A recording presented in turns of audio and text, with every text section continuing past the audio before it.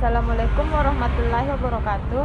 Saya Andik Devi Duyanti, perwakilan dari kelompok 15 akan menjelaskan sedikit tentang materi prinsip-prinsip perpajakan MNC.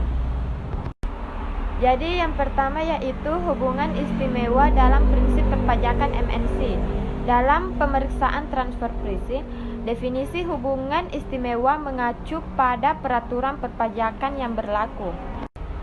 Konsep istimewa diatur dalam Pasal 18 Ayat 4 Undang-Undang Pajak Penghasilan dan Pasal 2 Ayat 2 Undang-Undang Pajak Pertambahan Nilai yang menyatakan bahwa hubungan istimewa dianggap ada apabila 1. Wajib pajak mempunyai penyertaan modal langsung atau tidak langsung paling rendah 25% dan wajib pajak lain hubungan antara wajib pajak dengan penyertaan paling rendah 25% pada dua wajib pajak atau lebih, ada hubungan di antara dua wajib pajak atau lebih yang disebut terakhir. Yang kedua yaitu wajib pajak menguasai wajib pajak lainnya, atau dua atau lebih wajib pajak berada di bawah penguasaan yang sama baik langsung maupun tidak langsung. Yang ketiga yaitu terdapat hubungan keluarga baik sedarah maupun semenda dalam garis keturunan lurus dan atau ke samping 1 derajat. Selanjutnya yaitu penjelasan Pasal 18 Ayat 4 huruf B Undang-Undang Pajak Penghasilan menyatakan bahwa yang pertama, hubungan istimewa di antara wajib pajak dapat juga terjadi karena penguasaan melalui manajemen atau penggunaan teknologi, walaupun tidak terdapat hubungan kepemilikan. Yang kedua yaitu hubungan istimewa dianggap ada apabila satu atau lebih perusahaan berada di bawah penguasaan yang sama. Demikian juga hubungan di antara beberapa perusahaan yang berada dalam penguasaan yang sama tersebut. Penentuan hubungan istimewa dan kewajaran transaksi afiliasi untuk wajib pajak yang menjalankan usaha di bidang pertambangan minyak dan gas bumi Undang-Undang PPH adalah berdasarkan ketentuan kontrak bagi hasil kontrak karya atau perjanjian kerjasama perusahaan pertambangan yang masih berlaku sampai dengan berakhirnya kontrak atau perjanjian kerjasama yang dimaksud. Baik, selanjutnya akan dilanjutkan oleh teman kelompok kami. Assalamualaikum warahmatullahi wabarakatuh. Perkenalkan, nama saya Musdalifah. Saya dari kelas manajemen B 2018 dengan NIM 18931411015. Nah, dalam kesempatan ini saya akan menjelaskan mengenai transfer pricing. Nah, transfer pricing merupakan suatu kebijakan dalam menentukan harga baik dalam transaksi barang ataupun jasa serta harta yang tak berwujud maupun transaksi finansial yang dilakukan oleh suatu perusahaan. Nah, transfer pricing terbagi menjadi dua, yaitu intra-company dengan inter-company. Nah, intra-company merupakan suatu transaksi pricing yang dilakukan dalam satu perusahaan, sedangkan inter-company merupakan satu transaksi pricing yang dilakukan dalam dua perusahaan dan memiliki hubungan istimewa. Nah, transaksinya sendiri bisa dilakukan dalam satu negara dalam suatu negara ataupun domestic transfer pricing dan maupun dengan negara yang berbeda atau international transfer pricing. Nah, pengertian tersebut merupakan pengertian yang netral. Seringkali istilah transfer pricing dinotasikan sebagai sesuatu yang tidak baik. Nah, suatu pengalihan penghasilan dari suatu perusahaan dalam suatu negara dengan tarif pajak yang lebih tinggi ke perusahaan lain dalam suatu grup di negara dengan tarif pajak yang lebih rendah sehingga mengurangi total beban pajak grup perusahaan tersebut. Nah, dalam memanipulasi harga yang dapat dilakukan oleh transfer pricing adalah yang pertama yaitu harga penjualannya, yang kedua yaitu harga pembeliannya, yang ketiga, pembebanan bunga dan pemberian pinjaman oleh perusahaan atau pemegang sahamnya. Terus yang keempat yaitu pembayaran komisi, lisensi, franchise, sewa, royalti, dan lain sebagainya. Terus yang kelima yaitu pembelian harta perusahaan oleh pemegang saham atau pemiliknya atau pihak yang mempunyai hubungan istimewa yang lebih rendah dari harga pasarnya. Terus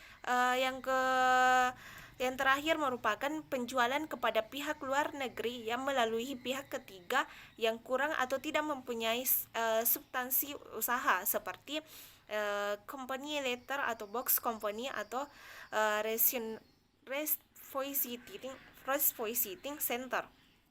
Nah, contoh umum yang sering digunakan dalam transfer pricing yaitu misalkan X drop tidak berinteraksi atau tidak bertransaksi langsung dengan anak perusahaan di Indonesia. Nah, tetapi menjual dulu kepada anak perusahaan yang berkedudukan di Filipina.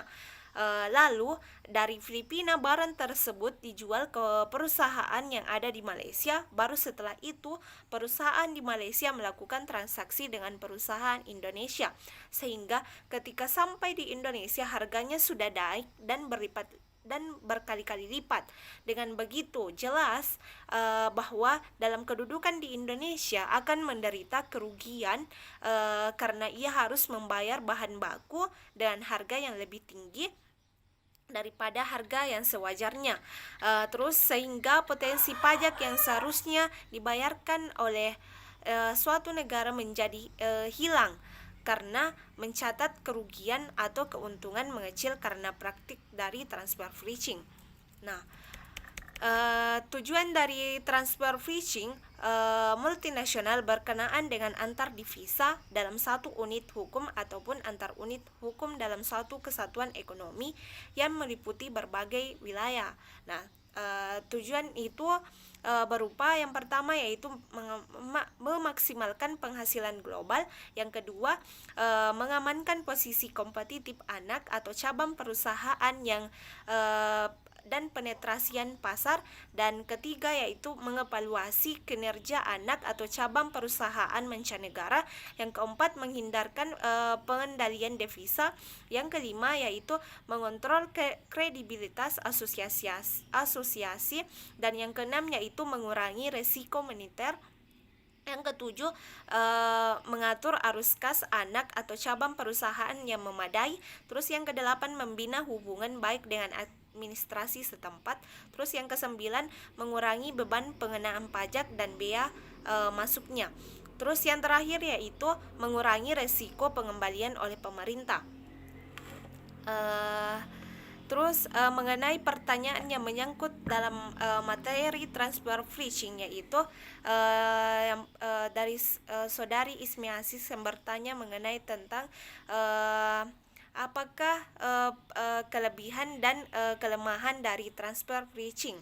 Nah, kelebihan dari transfer pricing yang pertama yaitu meningkatkan efektivitas dan efisiensi perusahaan, sebab penyediaan barang ataupun jasa sudah dapat dipasok sendiri oleh perusahaan afiliasinya atau divisi lainnya. Terus yang kedua yaitu mendapatkan harga yang sesuai atas produk atau jasa yang diperlukan. Dari kelemahan transfer pricing, pada dasarnya transfer pricing mesti dilakukan dengan prinsip arm's length transaction, meskipun ia dilakukan oleh perusahaan-perusahaan yang saling bervariasi atau masing-masing divisi dalam perusahaan. Namun kadangkala transfer pricing dilakukan untuk mengurangi jumlah pajak yang mestinya dibayarkan. Misal, suatu perusahaan menjual suatu barang kepada perusahaan afiliasinya dengan harga yang lebih rendah daripada harga pasar atau PPN-nya yang dipungut oleh atas transaksi tersebut tidak sesuai dengan harga pasar wajarnya, sehingga mesti dilakukan koreksi atau dasar pengenaan pajaknya. Nah, itulah materi dari transfer pricing dan pertanyaannya. Terima kasih. Kurang dan lebihnya mohon dimaafkan. Wassalamualaikum warahmatullahi wabarakatuh. Jadi baik, assalamualaikum warahmatullahi wabarakatuh. saya Baso Patisangguru dengan NIM 1893141013. Oke, saya akan menjelaskan materi tentang prinsip-prinsip perpajakan dalam multinational company atau disingkat MNC. Jadi saya langsung menjelaskan pada poin D, yakni perusahaan multinasional dan aspek pajaknya. Perusahaan multinasional yang beroperasi di Indonesia dalam arti perusahaan multinasional Indonesia yang mempunyai unit atau anak perusahaan, cabang ataupun perwakilan di luar negeri, maupun perusahaan multinasional di luar negara yang mempunyai unit atau anak perusahaan, cabang ataupun perwakilan di Indonesia pada umumnya akan senantiasa berusaha dengan instrumen harga transfer yang mencapai salah satu tujuannya, yakni memaksimalkan keuntungan dengan berupaya meminimalkan beban pajaknya, terutama pajak penghasilan badan atau corporation income tax.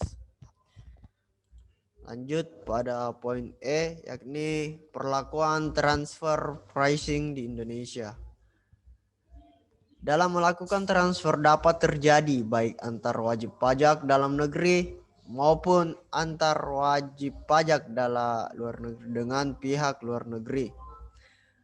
Transfer pricing dapat terjadi baik antar wajib pajak dalam negeri maupun antar wajib pajak dalam negeri dengan pihak luar negeri, terutama yang berkedudukan di tax haven countries, di mana terhadap transaksi antara wajib pajak yang mempunyai hubungan istimewa. Undang-Undang Perpajakan Indonesia yang menganut asas material atau substance over form rule.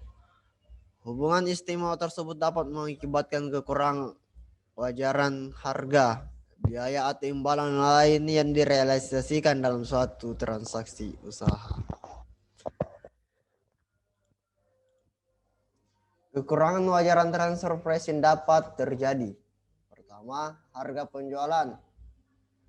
Yang kedua, harga pembelian. Yang ketiga, alokasi biaya administrasi dan umum. Yang keempat, pembebanan bunga atas pemberian pinjaman oleh pemegang saham. Dan yang terakhir, pemberian komisi, lisensi, waralaba, sewa, royalti, imbalan jasa manajemen, imbalan jasa teknik, dan imbalan jasa lainnya. Oke, baik. Kemudian ada pertanyaan yang muncul dari kedua materi tersebut, yakni siapa saja stakeholder atau pemegang kepentingan dalam mengambil kebijakan pajak atau regulasi pajak yang ada di Indonesia terkait perusahaan multinasional company. Oke, jadi baik, saya akan menjawab pertanyaan ini, yakni ada, menurut yang saya tahu ada 3 pemangku kepentingan atau stakeholder dalam mengambil kebijakan pajak. Yang pertama yakni pemerintah. Dalam hal ini dinaungi oleh Kantor Pelayanan Pajak Pertama Menteri Keuangan Republik Indonesia. Jadi itu. Yang kedua adalah perusahaan multinasional yang terkait, dan yang terakhir yakni masyarakat. Oke, mungkin itu dari saya. Assalamualaikum warahmatullahi wabarakatuh.